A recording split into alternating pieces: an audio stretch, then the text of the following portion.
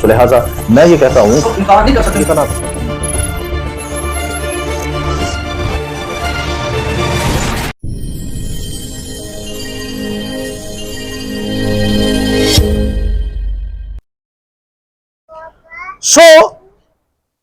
आगे बढ़ते हैं।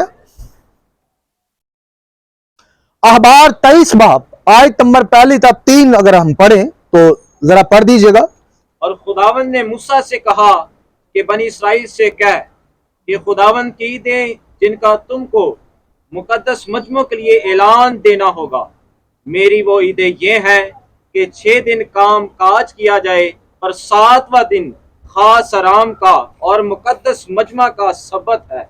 उस रोज किसी तरह का काम ना करना, वो तुम्हारी सब सकूनत गाहों में खुदावंद का सबत है।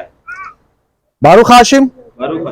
अच्छा, बारूक हाशिम का मतलब है यहोवा का आला नाम मुबारक हो। ठीक है जी, जब मैं ये बोलूं तो आप सब बोला करें। अच्छा जी, इसीलिए तखलीक का काम खत्म होते ही सबसे पहले ईदों में से सब्बत को मुकर्रर किया गया। किसको मुकर्रर किया गया? सबत। क्योंकि सब्बत ईदें ये यहोवा का मुकर्ररा या अपॉइंटमेंट टाइम है। बारूक हाशिम जी।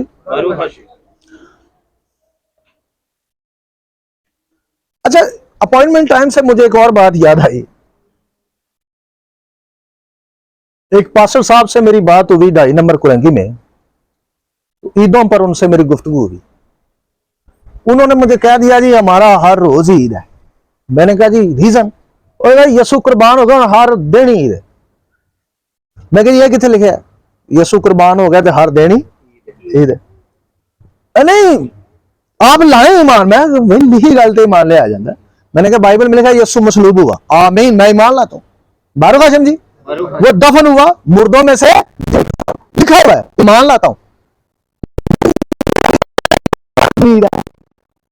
कहीं नहीं लिखा। मैंने कहा ये मानने वाला, ठीक है ना जी, ये नहीं लिखा और ना मैं मानूंगा, क्योंकि मायने है वो है जी यहोवा मुकर्रर किया हुआ वक्त, उससे मुलाकात का वक्त, appointment times. Baruch Hashim. For example, ये हमारे सबसे मेरे ख्याल पूरी जमात में से ये बुजुर्ग हम सब में से बड़े हैं, ये अपने बच्चे को कहते हैं कि बेटा आपने मुझे इतवार की सुबह सुबह मिलना है। तो इनकी बात उत्तम है ना, बड़ी है ना। अब इनके बच्चों को क्या करना चाहिए? ठीक उस टाइम पर हाजिर होना चाहिए, वालिद को मिलना चाहिए। ऐसे ही बच्चे को वफादार फरमाबरदार कहा जाता है। ठीक है ना जी, क्योंकि ये उन्होंने कहा है, ये उनके जुबानी बात है। लेकिन जब बच्चा आगे से कहे नहीं नहीं आपके मुकर्रर वक्त को मैंने कर दिया मनसूख, अब मैं रखता हूं शाम का वक्त, मैं आपको मिलूंगा शाम को, तो ऐसे बच्चे को आप क्या नाम देंगे? बोले जी सारे नाफरमान, बागी, बदतमीज, बद इखलाक, ढीठ, ऐसा ही है जी। ये सारे जुमले आप उसे कह सकते हैं। खैर साढ़े पंजाबी थे, कई पंजाबी तो छोटा लगा पीछे चढ़ जाएंगे, है जी। तो मेरे कहने का मतलब यह है कि यहोवा ने जो मुकर्रर वक्त दिए है वो हमारा बाप है ना जी सबका। उसने जो बाइबल में मुकर्रर वक्त दिए हैं वो हमारी कौम ने छोड़ दिए और खुद बहुत सारे टाइम खुद मुकर्रर कर लिए। अपने बनाए हुए वक्तों को हम ईद कहते हैं और जो उसके मुकर्रर वक्त हैं उनको हम कहते हैं कि ये मनसूख हो गई है, या जो मना रहे उनको कहते हैं ये बिदती है। ये क्या है जी? हैरत की बात है। मैं अपने बाप की बात मानूं तो मैं बिदती, और तुम खुद अपनी मर्जी करो तो तुम बिदती नहीं। ये कौन सा स्केल है भाई? ये कौन सी किताब का असूल है जो तुमने कायम कर लिया? तो यहोवा ने सबसे पहले सब्बत मुकर्रर किया। सब्बत किस दिन होता है बाइबल के मुताबिक? सब्बत किस दिन आता है जी? ठीक है, 7वें दिन होता है। दिन कौन सा है? हाँ जी, हाँ जी, हफ्ते का दिन है। कुछ लोग बेचारे कहते ने इतवार का दिन, इतवार का दिन नहीं है। अभी आपने दुरुस्त जुमला बोला था पहले, लेकिन मैं निशानदेही करना चाह रहा था कि हम कौन से दिन को सब्बत मानते हैं। बाइबल कहती है 7वां दिन जो होता है वो क्या है, सब्बत है। और लेकिन बाइबल ने एतवार को कौन सा दिन कहा है, रसूलों ने से पहला कहा है, वो 7वां नहीं है। इसलिए जितने भी लोग एतवार को सब्बत कहते हैं वो पुलपट पर खड़े होकर वो सब झूठ बोलते हैं और उस मजहबे की तौहीन करते हैं और बाइबल की भी तौहीन करते हैं। बाइबल पकड़कर सरेआम झूठ बोलते हैं। एतवार सब्बत नहीं है, सब्बत हफ्ता है। जुम्मे की शाम से अभी आप सब्बत में शामिल हो गए, इसलिए मैंने आपको सिर्फ शालूम नहीं बोला बल्कि आपको बोला शबात शलोम। तो शबात शुरू हो गया, ये कल शाम तक रहेगा, कल शाम तक। तो यहोवा पाक खुदा ने सबसे पहले आपको शबात मुकर्रर करके दिया। तखलीक खत्म हुई तो 7वें दिन यहोवा पाक खुदा ने क्या किया, आराम किया। तो इसको भी कौम से खत्म कर दिया गया और सब्बत मनाने वालों को यहूदी, टोपियों वाले, बिदती और पता नहीं क्या क्या कहना शुरू कर दिया, यहूदी एजेंट, है जी, यहूदी लॉबी। एक ने तो मुझ पर इल्जाम लगाया सारी रात ऑनलाइन रहता है, इन्होंने इंटरनेट के पैसे यहूदी देंगे, इंटरनेट पे काम करता है। वाह,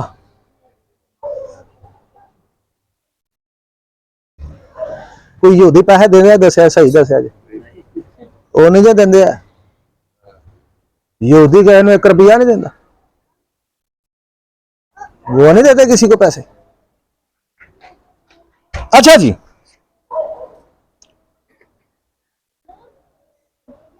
पैदाइश 2 बाब 1 से 3 तक पढ़ें। सो आसमान और जमीन और उनके कुल लश्कर का बनाना खत्म हुआ और खुदा ने अपने काम को जिसे वो करता था 7वें दिन खत्म किया और अपने सारे काम से जिसे वो कर रहा था 7वें दिन फारिग हुआ। और खुदा ने 7वें दिन को बरकत दी और उससे मुकद्दस ठहराया, क्योंकि उसमें खुदा सारी कायनात से जिसे उसने पैदा किया और बनाया फारिग हुआ। बारूक हाशिम जी। बारूक हाशिम। सब्बत तखलीक के बाद मुकद्दसीन मनाते रहे, जिसमें से एक हनूक नबी था। इसके लिए देखें याशर की किताब, उसका 3रा बाब आप पूरा पढ़ लें तो वहां पर याशर की किताब में हनूक नबी को उसके बारे में बताया गया कि वो सब्बत मनाता था। वो क्या करता था जी, यहोवा खुदा की ईदों की शुरुआत जनाबे मूसा से नहीं हुई थी बल्कि ये कदीम मुकद्दसीन से हुई थी। जैसा कि तकूफा समझते हैं आप लोग, मुझे इल्म है आप ये जुमले पहली दफा सुन रहे होंगे, ये आपकी एक ईद है, आपकी एक। सो याशर की किताब जब आप पढ़ते हैं तो याशर की किताब में आपको पता चलता है कि हनूक नबी सबसे पहले सब्बत मनाता था। सबसे पहले नहीं, इससे पहले भी मुकद्दसीन मनाते रहे, लेकिन उसके बारे में पता चलता है कि वो सब्बत मना रहा था। यहोवा खुदा की ईदों की शुरुआत जनाबे मूसा से नहीं हुई थी बल्कि ये कदीम मुकद्दसीन से हुई थी। जैसा कि तकूफा और नए मौसम के आगाज की ईद और यौम तुरुआ की ईद बुजुर्ग नूह ने मनाई। इसके लिए देखें योबली की किताब, योबली 6 बाब आयत नंबर 22 से 23 तक पढ़ दें। क्योंकि मैंने पहले शरीयत की किताब में लिखा है, जो कि मैंने तुम्हारे लिए लिखा है कि तुम उसे साल में एक दिन उसके मौसम में मनाओ, और मैंने तुमको उसकी कुर्बानियों के बारे में समझाया। इसराइल को याद रखना है और उसे अपनी नस्लों में उसके महीनों में हर साल में एक दिन मनाना है, और पहले महीने के नए महीने पर और चौथे महीने के नए महीने पर और 7वें महीने के नए महीने पर और 10वें महीने के नए महीने पर यादगारी के दिन हैं, और साल के 4 हिस्सों में मौसमों के दिन हैं। ये हमेशा के लिए गवाही के तौर पर लिखे और मुकर्रर किए गए हैं। आमीन आमीन।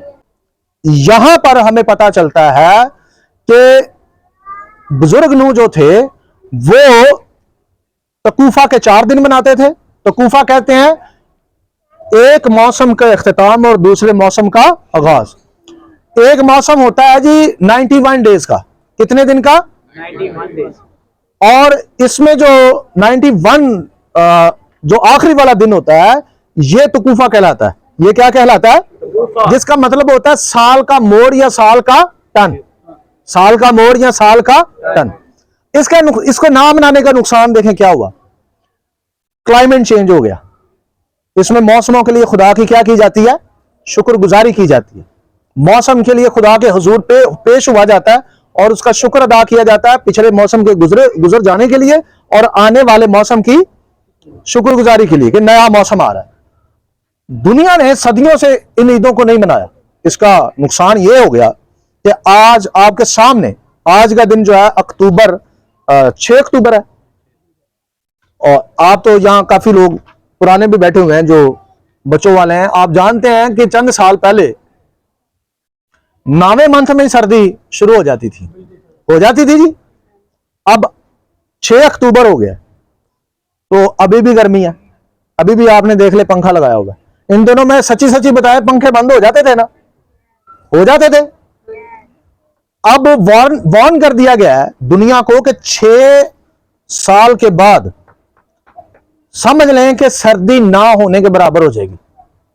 12 मंथ ही गर्मी रहेगी और हर घर को एसी लगाना ही पड़ेगा और वीराना हो जाएगा। समझ लें कि दरख्त खत्म हो जाएंगे, ऑटोमेटिकली दरख्तों में आग लगा करेगी क्योंकि गर्मी की शिद्दत ही बहुत ज्यादा हो जाएगी और अब भी बहुत ज्यादा शिद्दत बढ़ रही है और गर्मी दिन ब दिन बढ़ती जाएगी। और जो ग्लेशियर है दुनिया के अंदर और पाकिस्तान के अंदर भी वो कम होते जा रहे हैं और गर्मी की जो शिद्दत है वो बढ़ती जा रही। क्लाइमेट चेंज हो रहा है। क्लाइमेट क्या हो रहा है? चेंज हो रहा है क्योंकि लोगों ने खुदा के मौसमों की शुक्रगुजारी की जो ईद थी खुदा ने रखी हुई उसको मनाना क्या कर दिया? बंद कर दिया। अब भुगते, पूरी दुनिया भुगते इसको।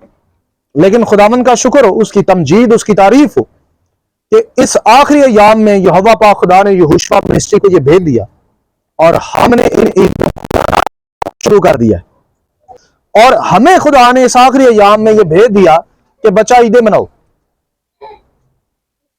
ईदें मनाओ क्योंकि सारे अहद जो हैं वो ईदों के महफूम में है। अच्छा जी, योबली 6 की 22 और 23 हमने पढ़ा है। यहां लिखा है कि बुजुर्ग नूह इन ईदों को मनाते थे। कौन मनाते थे? तूफान नूह जो आया था वो भी क्लाइमेट चेंज होने की वजह से आया था। तकरीबन 6 मंथ का वक्फा हुआ।